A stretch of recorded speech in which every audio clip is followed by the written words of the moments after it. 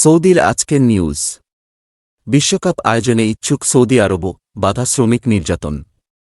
সমাধান কি? বিস্তারিত জানতে ভিডিওটি শেষ পর্যন্ত দেখুন। মধ্যপ্রাচ্যের দেশ সৌদি আরব 2034 সালের বিশ্বকাপ আয়োজন করতে ইচ্ছুক। বিষয়টি নিয়ে বেশ অগ্রগতিও অর্জন করেছে দেশটি, কিন্তু বাধা হয়ে দাঁড়িয়েছে অভিবাসী কর্মীদের ওপর বল প্রয়োগ এবং ব্যাপক হারে শ্রমিকের অধিকার লঙ্ঘন।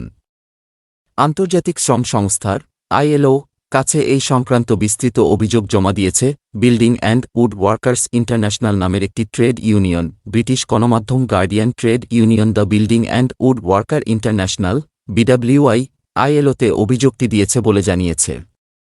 প্রতিষ্ঠানটি বলেছে, সৌদি আরবে অভিবাসী শ্রমিকেরা শ্রম অধিকার লঙ্ঘনের শিকার হচ্ছে। তাদের সঠিকমতো মজুরি দেওয়া হচ্ছে না।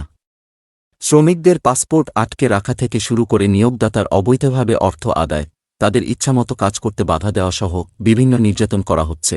সৌদিতে শ্রম অধিকার লঙ্ঘনের মাত্রাকে মহামারী বলে আখ্যা দিয়েছে BWI। অভিযোগের বিষয়ে তাদের কাছে পর্যাপ্ত প্রমাণাদি রয়েছে এমনটি জানিয়ে সংস্থাটি জানায়, জোরপূর্বক শ্রমিকদের কাজ করানো দাসত্বের একটি আধুনিক রূপ। এমনটা করে সৌদি জাতিসংঘের বাধ্যতামূলক শ্রম কনভেনশন লঙ্ঘন করছে। BWIর মহাসচিব অ্যাম্বেট উইলসন বলেন, সৌদিতে শ্রমিক সংগঠন নিষিদ্ধ। এমনটা করে তারা আন্তর্জাতিক আইন মানছে না। দীর্ঘ 1 দশক ধরে নির্যাতনের শিকার শ্রমিকদের ক্ষতিপূরণ দিচ্ছে না তারা। 1,20,00,000 শ্রমিকের প্রতিনিধিত্বের দাবি করা BWI সৌদিতে শ্রম আইন লঙ্ঘনের জন্য ILOকে তদন্তের জন্য আহ্বান জানিয়েছে।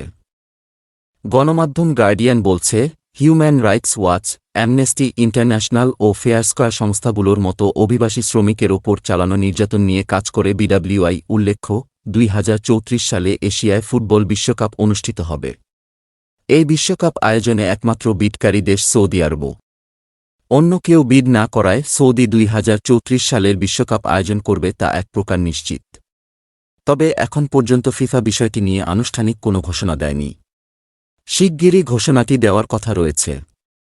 তবে এর আগেই শ্রম আইন লঙ্ঘনের অভিযোগ উঠল সৌদি আরবের বিরুদ্ধে।